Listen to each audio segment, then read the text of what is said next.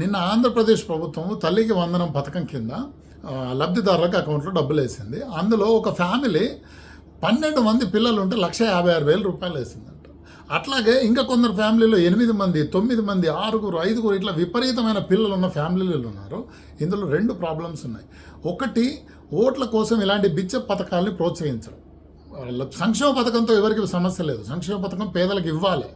సంక్షేమ పథకం అంటే ఏంటంటే వాళ్ళు లైఫ్లో నిలదొక్కడానికి ఆసరా ఇవ్వడం.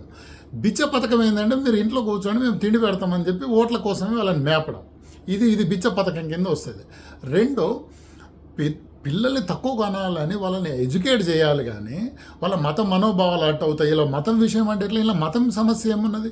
మరి ఆ మతంలో ఉన్న బాగా చదువుకున్న వాళ్ళు కావచ్చు, లేకపోతే ఆర్థికంగా మంచి పొజిషన్లో ఉన్న వాళ్ళు కావచ్చు, వాళ్ళు తక్కువ మంది పిల్లల్ని అంటున్నారు.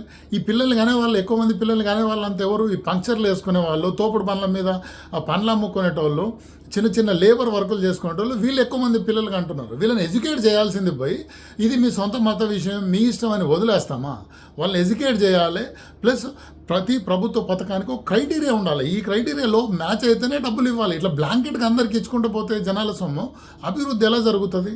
ఇది సీరియస్గా ఆలోచించాల్సిన విషయం. ఇలాంటివి కంటిన్యూ అవుతూ మన దేశం ప్రమాదంలో పడే అవకాశం ఉంది.